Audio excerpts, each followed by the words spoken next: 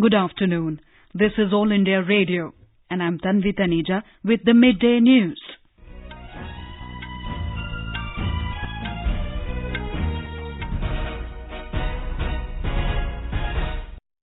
The headlines. Discussion underway in Rajya Sabha on Citizenship Amendment Bill. Prime Minister Narendra Modi says the legislation will end religious persecution faced by minorities in neighbouring countries. Home Minister Amit Shah asserts the bill will not affect interests of people from northeastern states and the Muslim community. In Jharkhand, all arrangements in place for the third phase of assembly elections in 17 constituencies tomorrow. India's latest Earth observation satellite to be launched by ISRO this afternoon from Sriharikota. And in cricket, India to take on West Indies in the series decider third and final T20 in Mumbai this evening.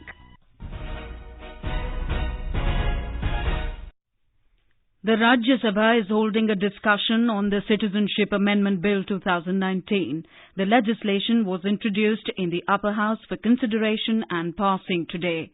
The bill has already been passed by the Lok Sabha. Moving the bill in the Rajya Sabha, Home Minister Amit Shah asserted that the bill will not affect interests of people from the northeastern states and the Muslim community. He said the legislation is not against the Muslims. Mr. Shah said they will continue to enjoy the rights given to them as citizens of the country. He said that a misconception has been created that the legislation is against a particular community, which is not true.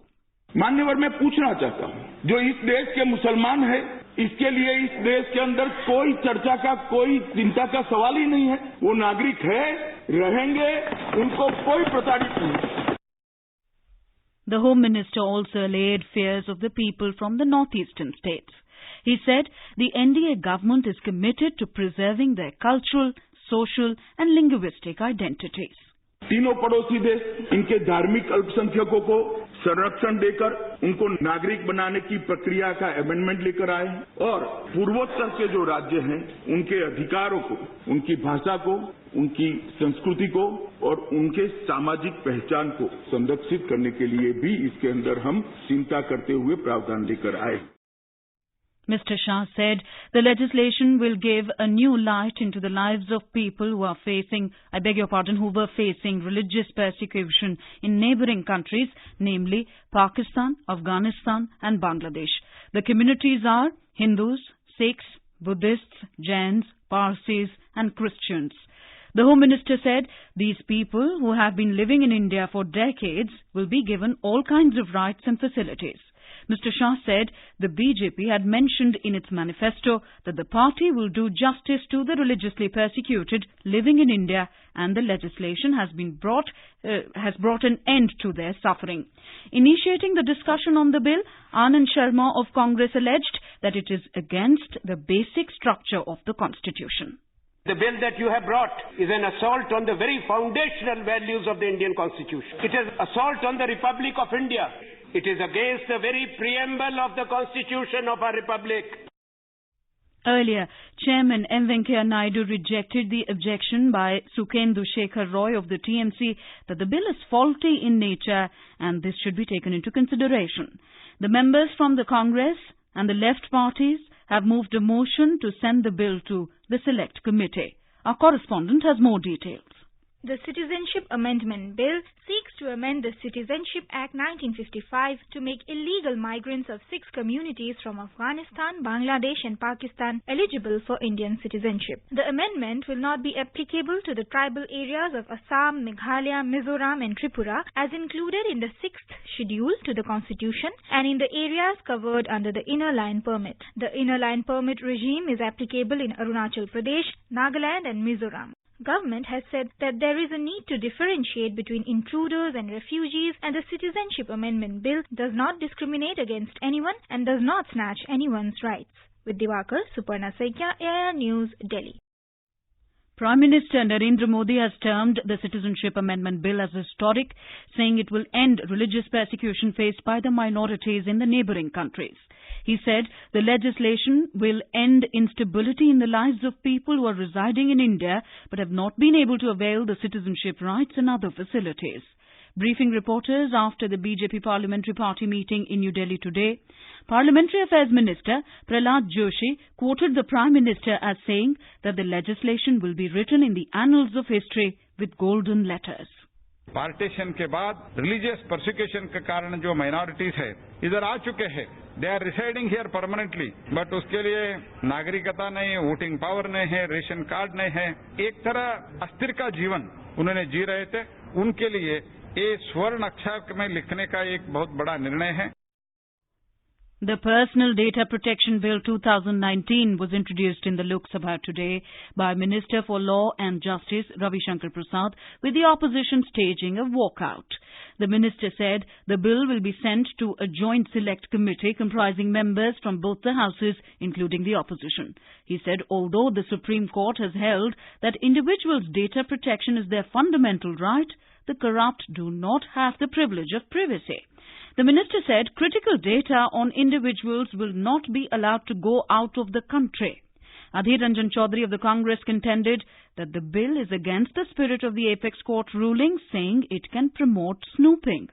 Saugat Roy of the ARTC said the bill enables surveillance of private individuals. The Code on Social Security 2019 was also introduced in the lower house today. It aims at reducing the number of legislation on employees' welfare and social security from 44 to just 4.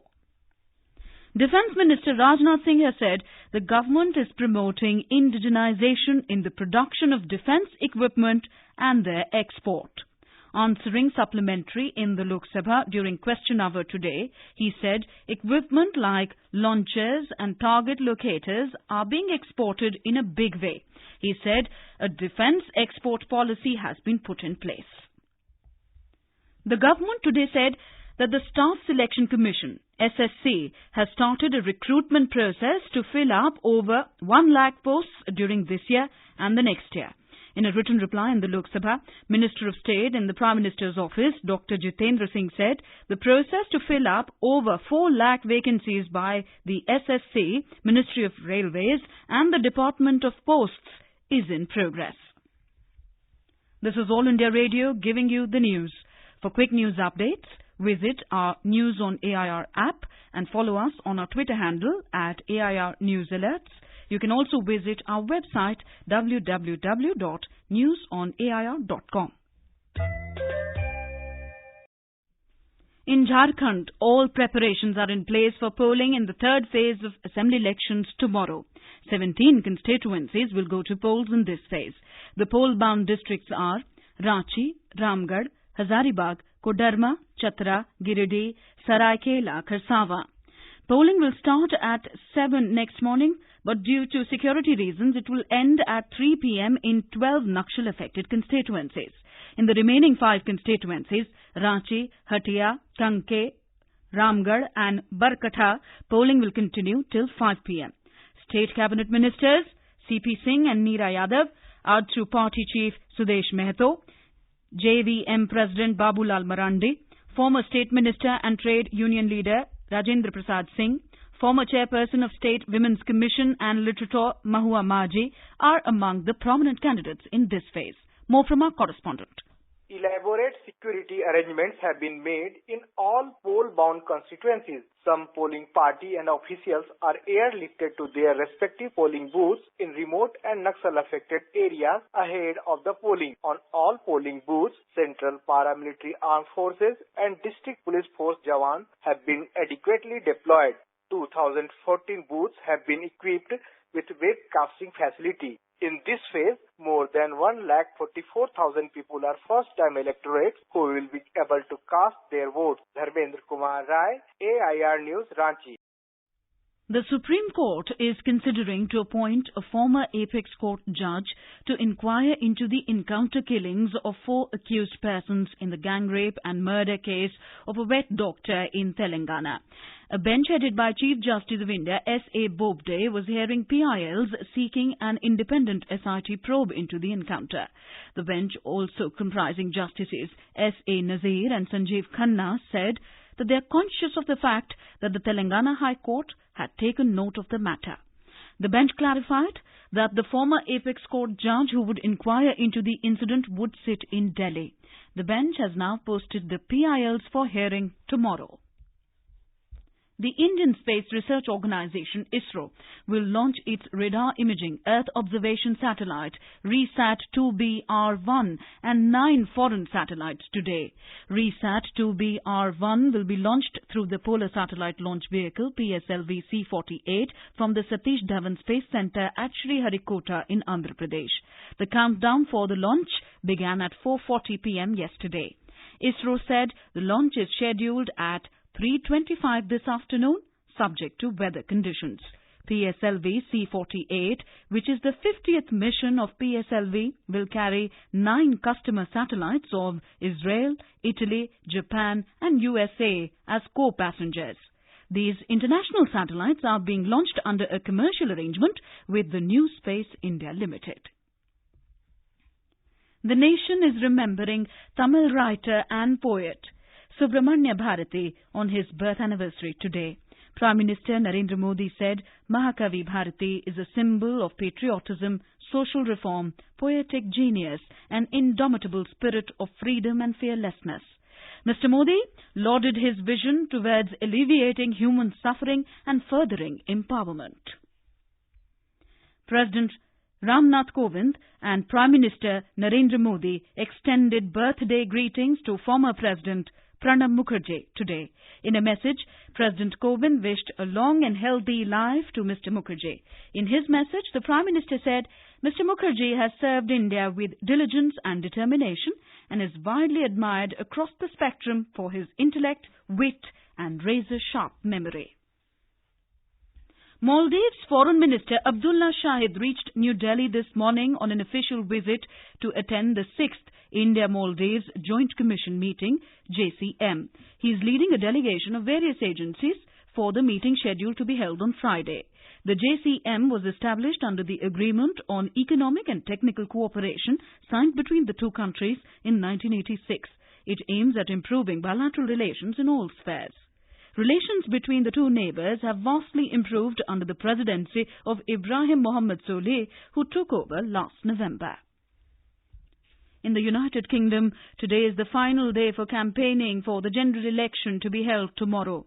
A snap general election was called in a bid to break the Brexit deadlock that has gripped Britain ever since the 2016 referendum vote to leave the EU. Latest opinion polls have predicted that the Conservative Party would take 339 seats, up by 22 compared to the last general election in 2017. In business news, the domestic stocks logged marginal gains in afternoon trade amid positive cues from global equity markets. The Sensex at the Bombay Stock Exchange climbed 86 points to 40,326. The Nifty at the National Stock Exchange also gained 20 points to trade at 11,877. The rupee appreciated 7 paise to 70 rupees 86 paise against the US dollar in afternoon deals. In cricket, India will take on the West Indies in the third and final T20 International at the Wankhede Stadium in Mumbai this evening. The match is scheduled to begin at 7 p.m. Presently, the series is levelled at 1-1. After the T20 series, hosts India and the visitors will play 3 ODIs starting from Sunday. All India Radio will broadcast a live commentary on the match, alternately in Hindi and English from 6:30 p.m. It can be heard on the Rajdhani and FM Rainbow networks of All India Radio. And now, before we end the bulletin, the headlines once again. Discussion underway in Rajya Sabha on Citizenship Amendment Bill. Prime Minister Narendra Modi says the legislation will end religious persecution faced by minorities in neighbouring countries.